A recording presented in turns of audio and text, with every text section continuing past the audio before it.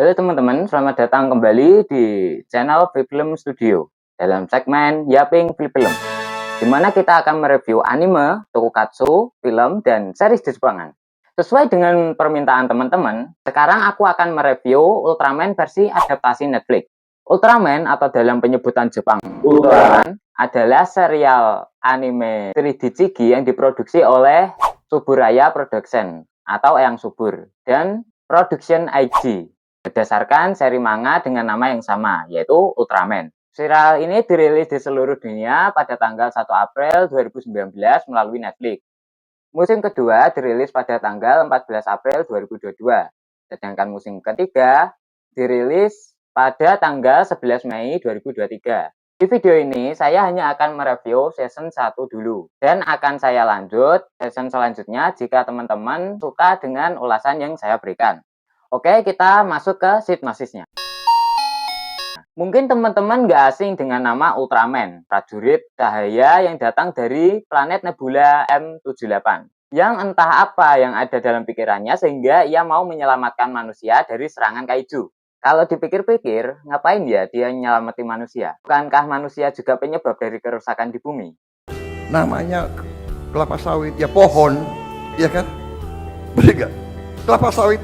Sampai dibikin tradisi turun-temurun juga. Ada yang bisa jawab nggak? Coba tulis di kolom komentar. Terlepas dari apapun motifnya, kita tinggalkan sejenak kisah Ultraman yang dari planet cahaya.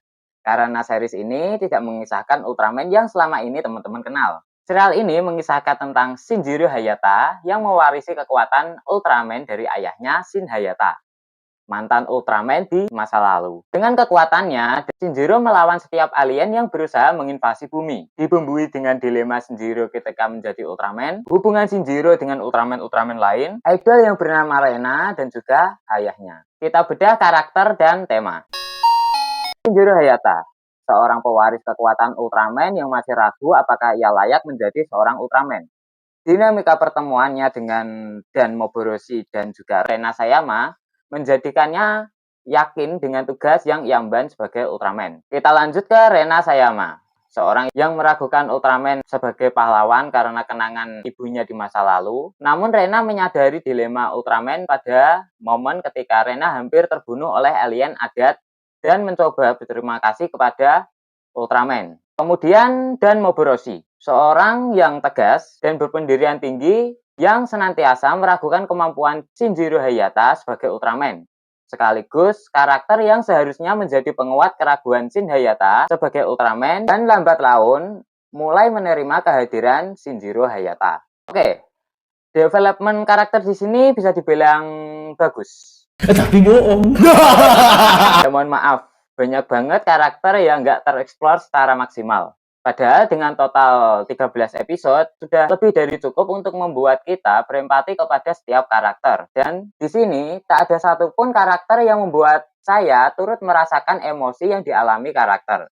Ya seperti hubungan antara ayah dan anak yang seharusnya menjadi scene yang paling emosional dalam series ini, justru kerasa sangat flat karena fase yang terburu-buru. Ya bayangin aja scene hubungan ayah dan anak cuma dikasih pada 1-2 episode dan itu pun muncul secara sekilas. Efeknya scene perubahan Shinjiro menjadi Ultraman yang seharusnya menjadi momen emosional antara ayah dan anak menjadi sangat flat. Juga scene Shinjiro melawan kaiju yang temannya pernah dibunuh oleh Ultraman yang seharusnya bisa membuat kita sebagai penonton merasakan keraguan dari Shinjiro, malah muncul cuma sekilas tanpa dikasih flashback maupun POV dari monster. Perubahan karakter Rena juga dibangun terlalu cepat. Pada awal-awal Rena kan takut tuh sama Shinjiro karena kekuatan Shinjiro yang terlalu overpower. Setelah itu pertemuan Shinjiro dengan Rena yang kedua kali. Kenapa malah jadi tanggung? Kenapa nggak takut? Minimal kabur terus dikejar sama Shinjiro gitu. Pada momen itu kan Rena belum tahu kalau Shinjiro sebenarnya Ultraman. Gimana sih?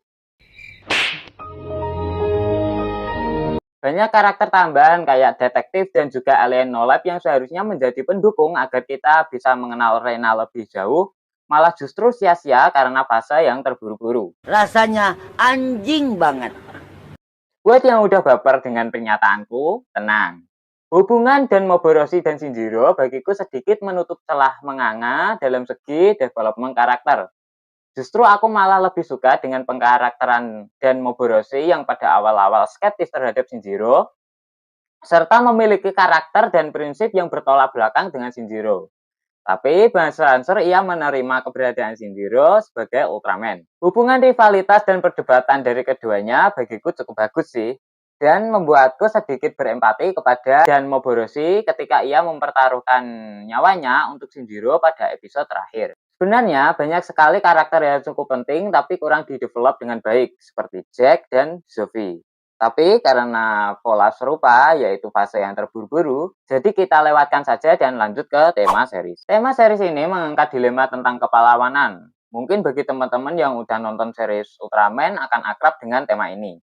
Dan sebenarnya cukup klise juga. Dengan gaya penceritaan selayaknya anime Zero to Hero atau shonen, ya sebenarnya bukan gaya penceritaan yang aku suka, karena bagiku juga cukup klise. Dan jangan salah, kendati pun aku kurang suka dengan anime shonen, tapi aku juga nonton beberapa anime shonen kayak Kimetsu no Yaiba, Hunter x Hunter, dan Boku no Hero Academia. Wibu! Nah, yang jadi konsen dari anime Zero to Hero adalah pengembangan karakter utama, di mana seharusnya kita dibuat mengikuti bagaimana perjalanan karakter, masalah apa yang dia hadapi, bagaimana seharusnya karakter bersikap, hubungan karakter dengan orang di sekitarnya, dan lain-lain. Tapi dalam series ini, nol. Ya, seperti pernyataanku sebelumnya bahwa karakter Shinjiro kurang dieksplor sehingga kita tidak bisa merasakan emosi yang dialami karakter. Dan juga plotnya yang mudah banget ketebak. Terlihat juga dalam series ini mencoba untuk membangun tema berat seperti konspirasi dari pemerintahan semesta. Tapi aku nggak mau ngomong dulu karena ide tersebut cuma ditampakkan sekilas dari dialog. Mungkin bakal dieksplor lagi pada season kedua, aku juga nggak tahu. Kita lihat aja besok. Untuk penggunaan palet warna di series ini bagiku cukup bagus ya. Dan nggak ada masalah pada bagian ini. Cukup nyaman lah di mata. Tapi animasinya flat parah ketika pada dialog maupun momen emosional. Aku nggak tahu gimana bikinnya karena aku nyari behind the scene-nya di YouTube juga nggak ketemu.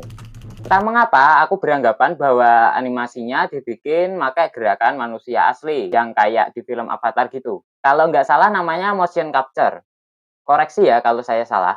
Nah, itu kerasa banget bukan kayak nonton series animasi, tapi malah kayak berasa nonton video game. Mungkin karena itu juga series ini jarang banget nampilin shot close up.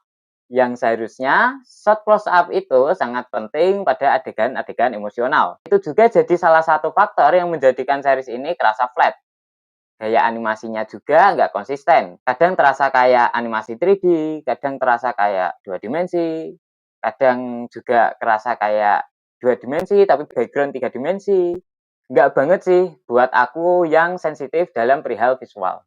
Omong-omong, aku juga menjumpai ada scene yang seharusnya jadi scene komedi, tapi malah nggak dapat karena nuansa yang dibangun kontras dengan nuansa komedi. Butuh beberapa detik untuk aku ngeh bahwa itu adalah scene komedi. Untuk desain dari para Ultraman bagiku cukup keren sih. Tetap sesuai pada Ultraman original, cuma dikemas dalam nuansa futuristik, selayaknya Iron Man. Justru perihal desain ini aku banget sih. Simple, representatif, dan juga believable.